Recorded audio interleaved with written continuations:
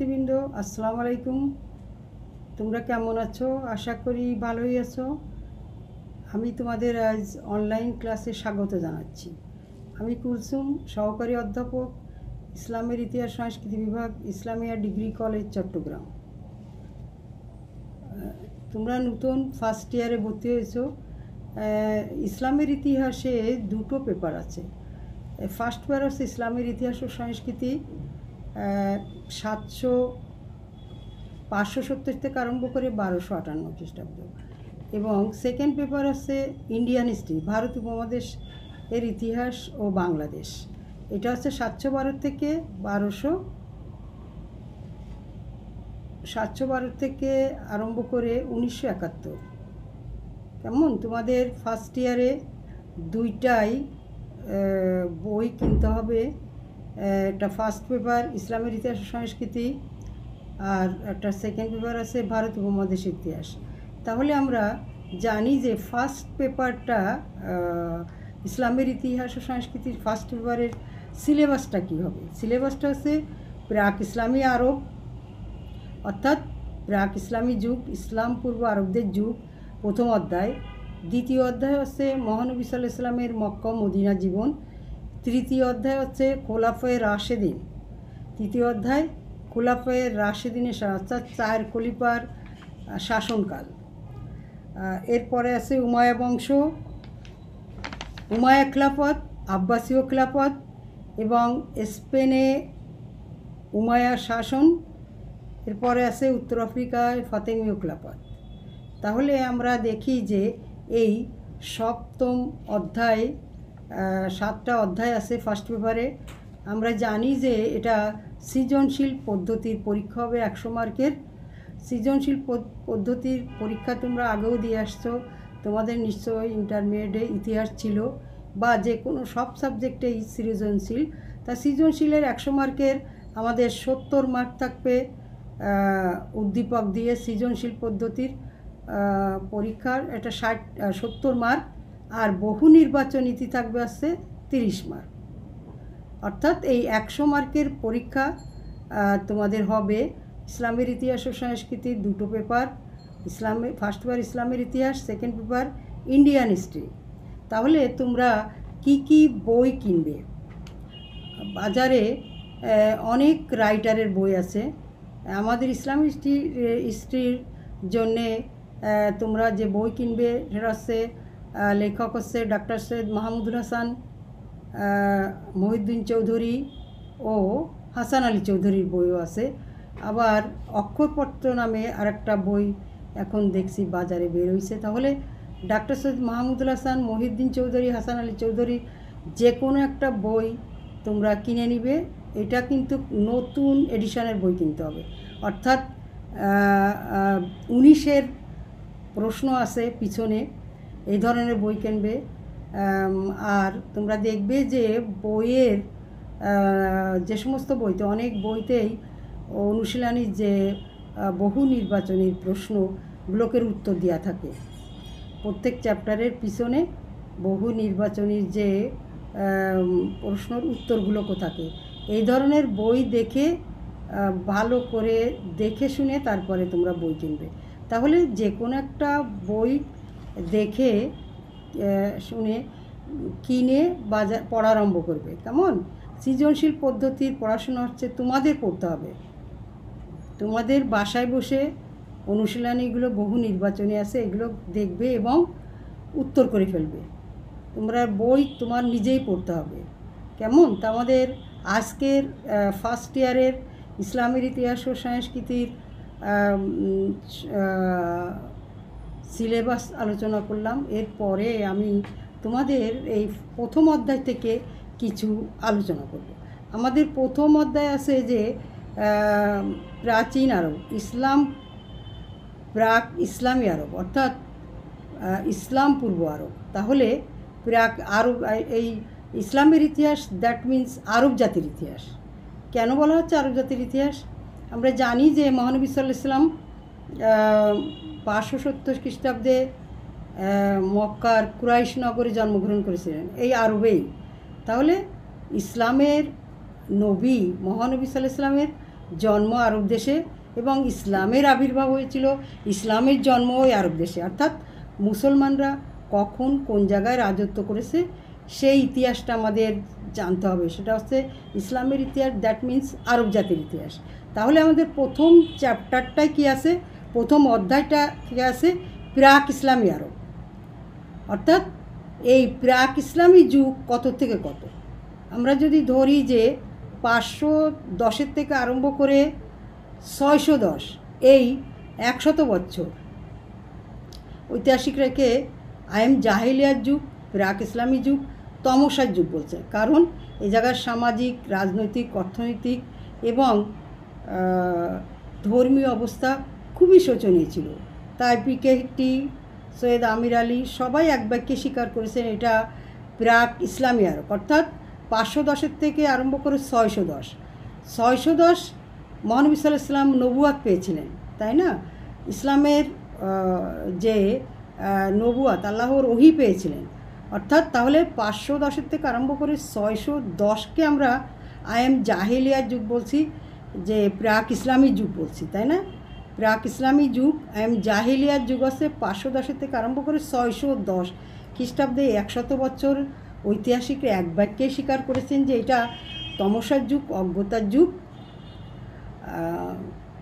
অন্ধকার যুগ, আইএম জাহিলিয়ার যুগ, তাই না?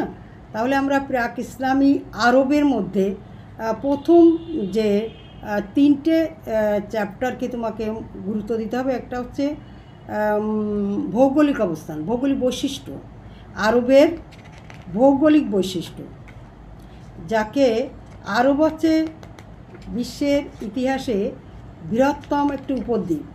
আরব হচ্ছে একটা উপদ্বীপ, তাই না?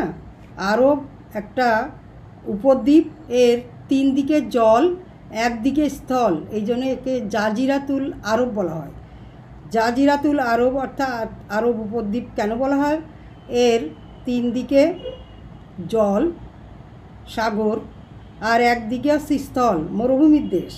এটা হচ্ছে এশিয়ার সবচেয়ে বিশ্বের অন্যতম বৃহত্তম উপদ্বীপ, জাজিরাতুল আরব, আরব উপদ্বীপ। তাহলে এর উত্তরে সিরিয়া মরুভূমি, দক্ষিণে ভারত মহাসাগর, পূর্বে পারস্য উপসাগর এবং পশ্চিমে লোহিত সাগর।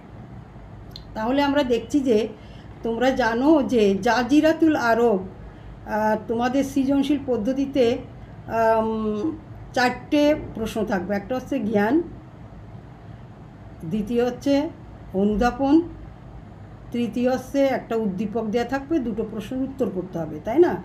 ভৌগোলিক বৈশিষ্ট্য সম্পর্কে তোমাদের উদ্দীপক দিয়ে প্রশ্ন আসতে পারে। তবে আমরা বিভিন্ন দেখেছি যে জাজিরাতুল আরব কী, অনুধাবনে প্রশ্নটা আসে। জাজিরাতুল আরব কী, অনুধাবনে আসে। জাহিলিয়ার যুগ কাকে বলে, অনুধাবনে আসে। আইএম জাহিলিয়া বলতে কী বোঝো, এটা অনুধাবনে আসে, তাই না? তাহলে আমরা দেখছি যে জাজিরাতুল আরব হচ্ছে একটা উপদ্বীপ, এর 3 দিকে জল, একদিকে স্থল, তাই ঐতিহাসিকরা একটি জাজিরাতুল আরব হিসেবে আখ্যায়িত করেছেন। এটা বিশ্বের অন্যতম বৃহত্তম উপদ্বীপ। এর উত্তরে সিরিয়া মরুভূমি, দক্ষিণে ভারত মহাসাগর, পূর্বে পারস্য উপসাগর এবং পশ্চিমে লোহিত সাগর। তাহলে আমরা জানলাম যে আরব একটা উপদ্বীপ, এটা জাজিরাতুল আরব বলতে কি তোমরা জানলে। এরপরে আমি আজকে তোমাদের যে টপিক্সটার উপর, তাহলে ভৌগোলিক বৈশিষ্ট্য, সেকেন্ড হচ্ছে সভ্যতা। সভ্যতার মধ্যে থেকে প্রশ্ন কিন্তু পরীক্ষাতে আসে। তাহলে আমরা আরবের যে প্রাচীন সভ্যতা আছে, সভ্যতা কি, সভ্যতা সম্পর্কে আমরা জানবো। যেমন সভ্যতার মধ্যে কী আসতে পারে, ব্যাবিলনীয় সভ্যতা আসতে পারে, মিশরকে নীল নদের দান বলা হয় কেন, তা আসতে পারে। তাহলে মিশরীয় সভ্যতা, ব্যাবিলনীয় সভ্যতাটা তোমাদের জন্য খুবই ইম্পর্টেন্ট। এই সভ্যতা, অনেক সভ্যতা আছে, তার মধ্যে 2টো সভ্যতা সবচেয়ে ইম্পর্টেন্ট। সেটা হচ্ছে মিশরীয় সভ্যতা, মিশরকে নীল নদের দান বলা হয় কেন, অনুধাবনে আসে। ব্যাবিলনীয় সভ্যতার কৃষি ব্যবস্থা, স্থাপত্য, তাদের জ্ঞান বিজ্ঞান সম্পর্কে প্রশ্ন আসতে পারে। তাহলে আমরা জানবো যে ব্যাবিলনীয় সভ্যতা এবং মিশরীয় সভ্যতা সম্পর্কে আমরা জানবো। তাহলে প্রাচীন সভ্যতা আমরা প্রাক ইসলামী আরবের মধ্যে আছে ভৌগোলিক বৈশিষ্ট্য। সেকেন্ডে আমরা দেখছি যে সভ্যতা আছে, প্রাচীন সভ্যতা। আমরা জানবো যে এখন যে এই প্রাচীন সভ্যতাটা কি। সভ্যতা আছে কৃষ্টি সমন্বয় সভ্যতা গড়ে আছে, কালচার, কৃষ্টি। বিভিন্ন ঐতিহাসিকরাও এক বাক্যেই সভ্যতার সংজ্ঞা দিয়েছেন। আমরা ঐতিহাসিক আর্নল্ড টয়নেবির মতে মানব ইতিহাসে বিভিন্ন স্তরে বিভিন্ন অঞ্চলে যে বিশেষ বিশেষ কৃষ্টির উদ্ভব ঘটেছে তাকেই সভ্যতা বলা হয়। সভ্যতা হচ্ছে মানব জীবন ব্যবস্থা এবং এর সাথে লিখন পদ্ধতি, আইন, সরকার, ব্যবসা বাণিজ্য, ধর্ম সম্পর্কিত ধ্যান ধারণার এই বিভিন্ন কর্মকাণ্ডের সাথে সম্পর্কিত রয়েছে। মানব জীবন ব্যবস্থার সকল দিক, যেমন সামাজিক, অর্থনৈতিক, ধর্মীয়, কালচার, সব কিছুই হচ্ছে একটা সভ্যতা, তাই না? তারপরে আমরা বিশ্বের প্রাচীনতম সভ্যতাগুলোর এই সভ্যতার উন্মেষ ঘটেছিল কোথায়? সাগর, মহাসাগর, নদ নদীর তীরে এই সভ্যতা গড়ে উঠেছিল। কেন গড়ে উঠেছিল? আমরা জানি যে আরব মরুভূমির দেশ। এই মরুভূমিতে জীবন ধারণের তুলনায় তাদের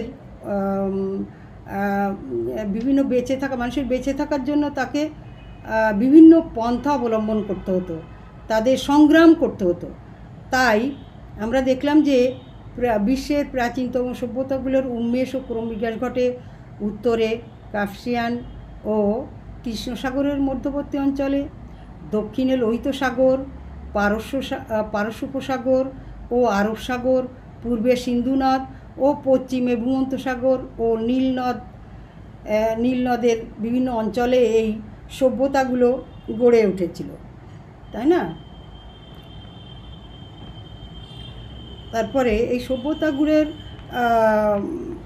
কৃতি সন্তান যারা সভ্যতার গড়ে তুলে, যে মানব জাতি এই সভ্যতাগুলো গড়ে তুলেছিলেন, তারা কারা? তাদের ইতিহাস আমাদেরকে জানতে হবে। আমরা দেখি যে এই প্রাচীনকালের যে সেমেটিক জাতি ছিল, সেমেটিক জাতি আমরা দেখব এই সেমেটিকরা কারা।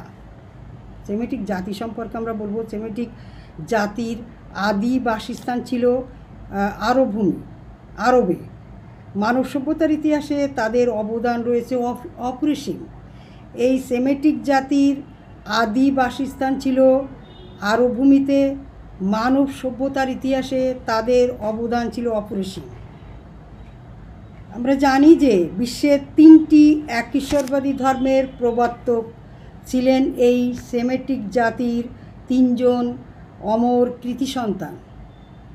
তারা হচ্ছেন ইহুদি ধর্মের প্রবর্তক হযরত মুসা আলাইহিস সালাম এবং খ্রিস্টান ধর্মের প্রবর্তক হযরত ঈসা আলাইহিস সালাম এবং ইসলাম ধর্মের প্রবর্তক হচ্ছে হযরত মুহাম্মদ সাল্লাল্লাহু আলাইহি ওয়াসাল্লাম, এই সেমেটিক জাতিরই কৃতি সন্তান। তাহলে আমরা জানি যে আল্লাহ অসংখ্য প্রায় 2 লাখের মতনও নবী পাঠিয়েছিলেন এই অধপতি প্রাক ইসলামী যুগের এই অধপতিত সমাজকে সঠিক পথের সন্ধান দেওয়ার জন্য, সত্য পথের সন্ধান দেওয়ার জন্য, সত্য পথে চলার জন্য আল্লাহ আমাদের কাছে এই অসংখ্য নবী পাঠিয়েছিলেন, তাই না?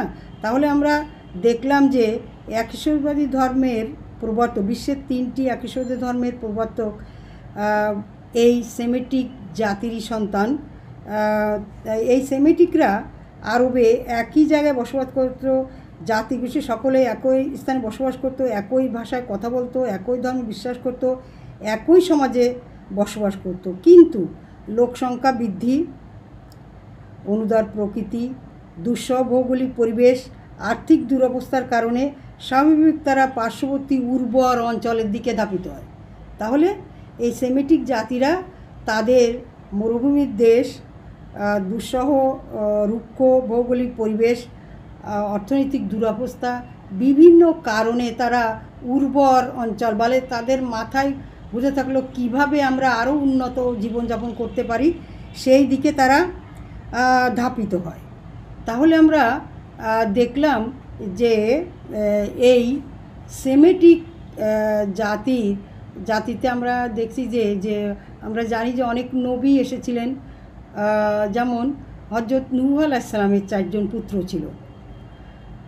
তা প্রথম পুত্র শাম, শামের বংশধর হচ্ছে সেমেটিক জাতি। এই প্রথম পুত্র শামের বংশধর হচ্ছে সেমেটিক, দ্বিতীয় পুত্র হামের বংশধর হচ্ছে হেমেটিক যারা মিশরীয়, তৃতীয় পুত্রে হামের বংশধর হচ্ছে ইয়াফাস, তৃতীয় পুত্র হচ্ছে ইয়াফাস। এই ইয়াফাস এর বংশধর হচ্ছে আর্য অর্থাৎ ভারতীয় ইরানি। আর চতুর্থ পুত্র রাফেস, রাফেসের ইতিহাসে তার বংশধরের কথা তেমন উল্লেখ নেই। তাহলে আমরা দেখলাম যে নূহ আলাইহিস সালামের 4 পুত্র, প্রথম পুত্র শামের বংশধর হচ্ছে সেমেটিক জাতি, দ্বিতীয় পুত্র হামের বংশধর হচ্ছে হেমেটিক এবং তৃতীয় পুত্র ইফাসের বংশধর হচ্ছে আর্য, যারা পরবর্তী পর্যায়ে আমরা জানি যে ইরানি, ভারতীয় ইরানি। তাহলে খ্রিস্টপূর্ব 500 অব্দে সেমেটিক জাতির একটি অংশ টাইগ্রিস ও ইউফ্রেটিক্সের উপত্যকায়, টাইগ্রিস ও ইউফ্রেটিক্স অর্থাৎ দজলা ও ফুরাতের উপত্যকায়, নদের উপত্যকায় গমন করে ব্যাবিলনীয় সভ্যতা বিকাশ ঘটায়, ব্যাবিলনীয় সভ্যতা গড়ে তোলে। সেমেটিক জাতি কোথায় যে টাইগ্রিস ও ইউফ্রেটিক্স অর্থাৎ দজলা ফুরাত নদীর উপত্যকা গমন করে সেই জায়গায় তারা বসতি স্থাপন করে এবং ব্যাবিলনীয় সভ্যতার বিকাশ ঘটায়। আমরা জানি যে খ্রিস্টপূর্ব 2500 অব্দে সেমেটিক জাতির অপর একটা অংশ সিরিয়া ও প্যালেস্টাইনে গমন করে হিব্রু সভ্যতা গড়ে তোলে। এরপরে ভূমধ্যসাগর ও লেবাননের পর্বতের মধ্যভাগে ফিনিশীয় সভ্যতার ভিত্তিপ্রস্তর স্থাপন করে। ফিনিশীয়রা তাদের সভ্যতার ভিত্তিপ্রস্তর স্থাপন করে ভূমধ্যসাগর ও লেবাননের পর্বতের মধ্যভাগে। এরপরে আমরা সবচেয়ে ইম্পর্টেন্ট আর একটা সভ্যতা দেখব 2500 অব্দে, খ্রিস্টপূর্ব 2500 অব্দে নীল নদের তীরে, নীল নদের তীরে যাকে নীলনদকে ডটার অফ নীল, নীল কন্যা বলা হতো, নীল নদের দান বলা হতো। এই নীল নদের তীরে, ভূমধ্যসাগরের উপরে নীল নদের তীরে মিশরীয় সভ্যতা গড়ে ওঠে। তাহলে আমরা দেখছি যে বিভিন্ন সভ্যতা গড়ে তোলে এই সেমেটিকরাই। বিভিন্ন জায়গায় যেয়ে তারা সংগ্রাম করে, এই সাগরের সাথে সংগ্রাম করে, চ্যালেঞ্জ করে নিজেরা তারা এই সাগরের পানি, সে পলি মাটিকে বাদ দিয়ে সেচের ব্যবস্থা করে সেই জায়গায় বিভিন্ন ফসল উৎপাদন করে তাদের নতুন নতুন তারা সভ্যতা গড়ে তোলে এবং স্থায়ীভাবে বসবাস করতে আরম্ভ করে। তাহলে এই সেমেটিক জাতির অবদান সত্যি খুবই অনস্বীকার্য, গুরুত্ব অনস্বীকার্য। যখন আস্তে আস্তে মানুষ বৃদ্ধি পেতে থাকে তখন এই বিভিন্ন যেমন ব্যাবিলনীয়রা, মিশরীয়রা তারা বিভিন্ন সভ্যতা গড়ে তুলতে থাকে। তাই আমরা বলবো যে 7ম শতাব্দীতে আরবীয় মুসলমানগণ রোম ও পারস্য অধিকার করে হেলেনীয় সভ্যতার সাথে সংস্পর্শে আসে এবং একটা সভ্যতা, নতুন সভ্যতা গড়ে তোলে। তাহলে 7ম শতাব্দীতে আরবীয় মুসলমানগণ যখন রোম ও পারস্য অধিকার করে তখন হেলেনীয় সভ্যতার সাথে সংস্পর্শে আসে এবং একটা উন্নত সভ্যতা গড়ে তোলে। এবং ক্রুসেডের সময়, ক্রুসেড ধর্মযুদ্ধ শুরু হয় 1021 থেকে 1291 খ্রিস্টাব্দে। ক্রুসেড বা ধর্মযুদ্ধ শুরু, খ্রিস্টানদের সাথে মুসলমানদের সাথে ক্রুসেড বা ধর্মযুদ্ধ, জেরুজালেমকে কেন্দ্র করে যে ক্রুসেড সংগঠিত হয়েছিল, এই যুদ্ধের মাধ্যমে যে ক্রুসেড বা ধর্মযুদ্ধ সংগঠিত হয়েছিল, সংগঠনের সময় এই ইউরোপের মধ্যে বিস্তার লাভ করে, অর্থাৎ মুসলমান সভ্যতা ইউরোপীয় সভ্যতার সাথে একটা নবজাগরণের সূচনা করেন মুসলমানরা। রেনেসা বা নবজাগরণের সূচনা করেন মুসলমানরা ইউরোপের খ্রিস্টানদের সাথে যখন ক্রুসেড বা ধর্মযুদ্ধে আরম্ভ। এই সেমেটিক জাতি আমরা এক বাক্যে, ঐতিহাসিকরা এক বাক্যেই স্বীকার করেছেন, এই সেমেটিক সভ্যতাই আধুনিক ইউরোপীয় বিশ্ব সভ্যতার মূলে রয়েছে। বিশ্ব সভ্যতার অবদানে সেমেটিক সভ্যতাকে বা সেমেটিক জাতি জাতি, এই মুসলমান জাতি আধুনিক ইউরোপীয় বিশ্ব সভ্যতার তাদের অবদান অনেক রয়েছে। আমরা জানি যে আব্বাসীয়, আমরা পরবর্তীকালে তোমাদের পড়াবো, আব্বাসীয় খলিফা আল মামুন জ্ঞান বিজ্ঞানে একজন উন্নত পর্যায়ের শাসক ছিলেন। তাই তিনি নব জাগরণের সূচনা করেছিলেন। তাহলে এই সেমেটিক জাতি বা মুসলমানরা আধুনিক ইউরোপ বা বিশ্ব সভ্যতার অনেক অবদান রেখেছেন। আমরা এখন এই সভ্যতা সম্পর্কে আলোচনায় আমরা দেখলাম যে তোমাদের সভ্যতার মধ্যে দুটো সভ্যতা, বিভিন্ন সভ্যতার ছোট ছোট প্রশ্ন আসবে জ্ঞানমূলকে, বহু নির্বাচনী, কিন্তু সৃজনশীল পদ্ধতির এই সভ্যতা, যেমন তোমাদের মিশরীয় সভ্যতার ব্যাবিলনীয় সভ্যতাটা অবশ্যই পড়তে হবে। তাহলে মিশরীয় সভ্যতা কোথায় গড়ে উঠেছিল? মিশরীয় সভ্যতা গড়েছিল এশিয়া, ইউরোপ ও আফ্রিকা মহাদেশের দ্বারা পরিবেষ্টিত থাকায় এবং ভূমধ্যসাগর উপকূলে নীল নদের তীরে। তাহলে ভূমধ্যসাগরের নীল নদের তীরে, ভূমধ্যসাগর উপকূলে নীল নদের তীরে মিশরীয়রা তাদের সভ্যতাকে গড়ে তুলেছিলেন। এবং এই নীল নদের তীরে এই যে পাহাড় পর্বতের মধ্যে যে মিশরীয়দের সভ্যতা গড়ে তুলেছিলেন, এই জায়গায় ছিল কি সিনাই পাহাড় ছিল, চুনা পাথরের পাহাড় ছিল। এগুলো মিশরীয়গণ তারা শিল্পদ্রব্য, অস্ত্রশস্ত্র তৈরি, বিভিন্ন ধাতুর ব্যবহার করে প্রলুব্ধ করেছেন এবং এইগুলো বিভিন্ন দেশেও তারা বিক্রি করতেন বা তারা উন্নত পর্যায়ের অস্ত্রশস্ত্র, শিল্পদ্রব্য, বিভিন্ন ধাতুর ব্যবহারে প্রলুব্ধ হয়েছিলেন এই নীল নদের তীরে বসবাস করার মাধ্যমে। তাহলে আমাদের প্রশ্ন আসতে পারে যে এই মিশরকে নীল নদের দান বলা হয় কেন?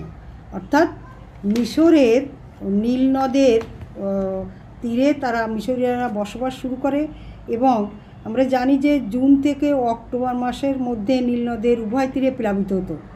নীল নদে মরুভূমি ছিল, মিশর মরুভূমি ছিল, কিন্তু প্রতি বছর জুন থেকে অক্টোবর মাসের মধ্যে নীল নদের উভয় তীরে প্লাবিত হতো।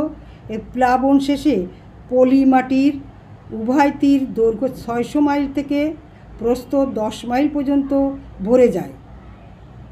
এইরূপ সঞ্চিত পলিমাটি উভয় ভাগে অত্যন্ত উর্বর হয়। পলিমাটি তারা বাদ দিয়ে পলিমাটি রাখার ব্যবস্থা করতো এবং বেড়ি বাদ দিয়ে রাখতো এবং এরপরে তারা বিভিন্ন ফসল উৎপাদন করত। অর্থাৎ এই উর্বর পলিমাটিতে প্রচুর শস্য, তুলা, বিভিন্ন উৎপন্ন হতে তারা খুব সমৃদ্ধশালী হয়ে গেল। তাহলে এই পলিমাটি উপরে যে জুন থেকে অক্টোবর মাস পর্যন্ত নীল নদের উভয় তীরে প্লাবিত হতো, প্লাবনের শেষে পলিমাটিতে উভয় তীরে যে 600 মাইল এবং প্রস্থ 10 মাইল পর্যন্ত ভরে যেত। এইরূপ সঞ্চিত পলিমাটির উপর তারা কি করত? বিভিন্ন ধরনের ফসল উৎপাদন করত। এই ফসলগুলো কাছে কি প্রচুর শস্য ও তুলা উৎপাদন হতো। তাহলে আমরা দেখছি যে এই আস্তে আস্তে করে তাই এই জন্য নীল নদের দান বলা হচ্ছে, মিশরকে নীল নদের দান বলা হচ্ছে। তাছাড়াও মিশরীয়রা আমরা জানি যে 21 অব্দে খুফু নামক রাজা বর্তমানে কায়রো নগরী হতে দক্ষিণ পশ্চিমে কয়েক মাইল দূরে অবস্থিত মরুভূমিতে 13 একর জমির উপর 1 লক্ষ কারিগর শ্রমিকের সাহায্যে 20 বছর ধরে পাথরের বিশাল পিরামিড তৈরি করেন। তাহলে মিশরীয়রা প্রথমেই পিরামিড তৈরি করেন, 20 বছর ধরে বিখ্যাত বিশ্বের সবচেয়ে বিখ্যাত পিরামিড তৈরি করেন, পাথরের বিশাল পিরামিড তৈরি করেন এই মিশরীয়রা। তাছাড়াও তাদের আরও অনেক গুণ ছিল। তারা প্রথমেই লিখন পদ্ধতির উদ্ভাবন করেন, অর্থাৎ বিভিন্ন চিহ্ন ব্যবহার করে গাছের ছালে, পাতায় বা কাগজে, পরে কাগজও তারা তৈরি করে। প্যাপিরাস নামক একটা ঘাস দিয়ে তারা কাগজ উৎপাদন করছিল। অর্থাৎ তাহলে দেখা যাচ্ছে যে বিভিন্ন গাছের ফলের রস দিয়ে আবার চিকন শালিকা দিয়ে কলম তৈরি করে তারা সেই রসের সাহায্যে তারা লিখন পদ্ধতির আবিষ্কার করেন। তাহলে মিশরীয়রা শুধু সভ্যতায় উন্নত ছিলেন না, তারা লিখন পদ্ধতি, শিল্প, সাহিত্য, দর্শন, বিজ্ঞান, স্থাপত্য, সমাজ ব্যবস্থা, সভ্যতা বিভিন্ন ক্ষেত্রে তাদের অবদান রয়েছে। ঐতিহাসিকরা এক বাক্যেই স্বীকার করেছেন যে এই মিশরীয়দের অবদানের কথা এক বাক্যেই স্বীকার করেছেন। তাহলে প্রথমে লিখন পদ্ধতির আবিষ্কার করেন কারা? এই মিশরীয়রা। তাহলে লিখন পদ্ধতি, শিল্প, সাহিত্য, দর্শন, বিজ্ঞান, স্থাপত্য, সমাজ ব্যবস্থা, সভ্যতায় বিভিন্ন দিকে তাদের অক্লান্ত পরিশ্রম করে তারা উন্নতর পর্যায়ে চলে গেছিলেন। এরপরে আমরা তাহলে আমাদের মিশরকে নীল নদের দান বলা হয়, তখন আমরা জানলাম তারা পিরামিড তৈরি করেছিল। লিখন পদ্ধতিতে প্রথমেই তারা লিখন পদ্ধতির ব্যবহার করেছিলেন। শিল্প, সাহিত্য, দর্শন, বিজ্ঞান, স্থাপত্য, সমাজ ব্যবস্থা, কৃষিকাজে তারা উন্নত পর্যায়ে এবং পরবর্তী পর্যায়ে যে সভ্যতাগুলো এসেছে, ব্যাবিলনীয় সভ্যতা, হিব্রু সভ্যতা, এই মিশরীয় সভ্যতার কাছে তারা অনেক অংশে ঋণী। এরপরে আমরা যাব যে ব্যাবিলনীয় সভ্যতা গড়ে উঠেছিল টাইগ্রিস ও ইউফ্রেটিস অর্থাৎ দজলা ফুরাত নদীর পাশেই গড়ে তুলেছিল ব্যাবিলনীয় সভ্যতা। আমরা জানি যে 21 শতাব্দে সুমেরীয়দের সাথে এক রক্তক্ষয়ী সংগ্রামের মাধ্যমেই প্রথম সারগান ব্যাবিলনীয় সভ্যতা প্রতিষ্ঠা করেন। তাহলে সংগ্রাম করে তারা এই জায়গায় এসেছে। তাহলে খ্রিস্টপূর্ব 21 শতাব্দে একটি রক্তক্ষয়ী সংগ্রামের মাধ্যমে সুমেরীয়দের সাথে রক্তক্ষয়ী সংগ্রামে বিজয় লাভ করে তারপরে প্রথম সারগান ব্যাবিলনীয় সাম্রাজ্য প্রতিষ্ঠা করেন। টাইগ্রিস ও ইউফ্রেটিস অর্থাৎ দজলা ফুরাতের নদীর তীরেই ব্যাবিলনীয় সভ্যতা গড়ে তোলেন। ব্যাবিলনীয় সাম্রাজ্য প্রতিষ্ঠা করেন প্রথম সারগান। যে ব্যাবিলনীয় সভ্যতা তিনি গড়ে তোলেন তার বাহুবল পড়ন্ত সূর্যর দেশ। আমরা জানি যে সূর্য অস্তের দেশ হচ্ছে কোনটা? সিরিয়া। তাহলে পড়ন্ত সূর্যের দেশ সিরিয়া পর্যন্ত বহন করে নিয়ে যায়। তাদের সাম্রাজ্যের বিস্তার ছিল সিরিয়া পর্যন্ত এবং এটা 400 বছর পর স্থায়ী ছিল। তাহলে সারগান যে ব্যাবিলনীয় সভ্যতাটা প্রতিষ্ঠা করেন তা 400 বছর পর্যন্ত স্থায়ী ছিল। তাদেরও অনেক অবদান ছিল। লিখন পদ্ধতি, শিল্পকলা, কৃষিকাজ, সাহিত্য, শিক্ষা ব্যবস্থা, চিত্র, কলা, অঙ্কন বিদ্যা, গণিত, চিকিৎসা বিজ্ঞান বিভিন্ন ক্ষেত্রে ব্যাবিলনীয়দের অবদান অনস্বীকার্য। আমরা জানি যে এই ব্যাবিলনীয় সাম্রাজ্যের সম্রাট ছিলেন, রাজা ছিলেন কে? ব্যাবিলনীয় সম্রাট বা রাজা ছিলেন হচ্ছে হাম্মুরাবি। সর্বশ্রেষ্ঠ রাজা হচ্ছে হাম্মুরাবি। তিনি একজন সৎ, শক্তিমান এবং সুশাসক ছিলেন হাম্মুরাবি।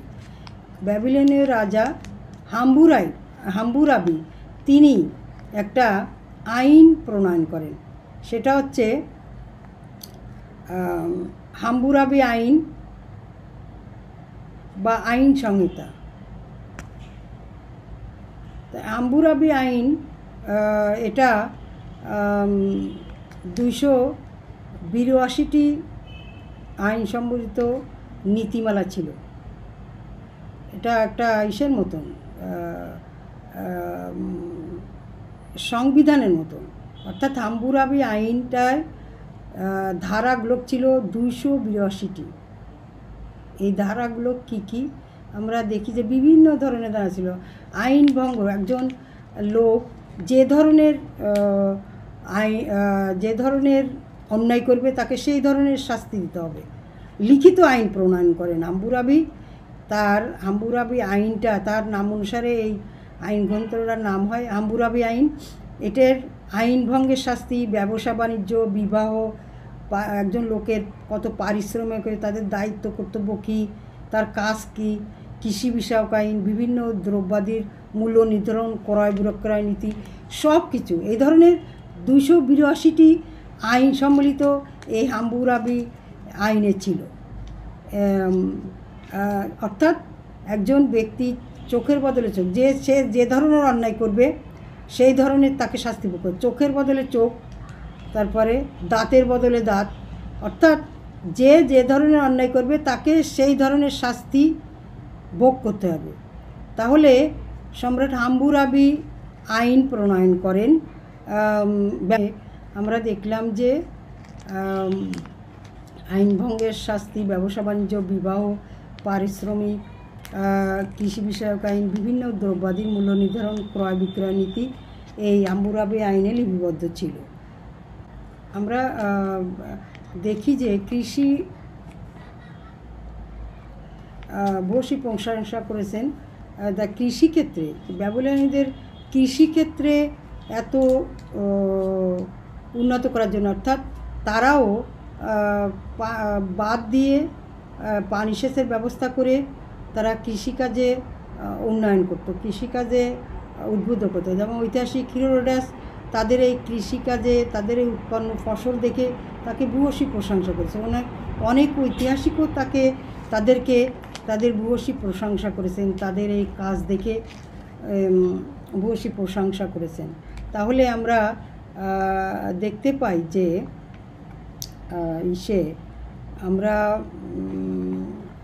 এসে দেখতে পাই যে আমি তোমাদেরকে আলোচনা করলাম যে বিভিন্ন সভ্যতা সম্পর্কে, প্রাচীন সভ্যতা সম্পর্কে, ব্যাবিলনীয় সভ্যতা, মিশরীয় সভ্যতা আমরা আলোচনা করলাম। আমরা আগামী ক্লাসে তোমাদের আরও অন্য কোনো অধ্যায় আলোচনা করব। সেই পর্যন্ত তোমরা ভালো থেকো, সুস্থ থেকো। আমার অনলাইন ক্লাস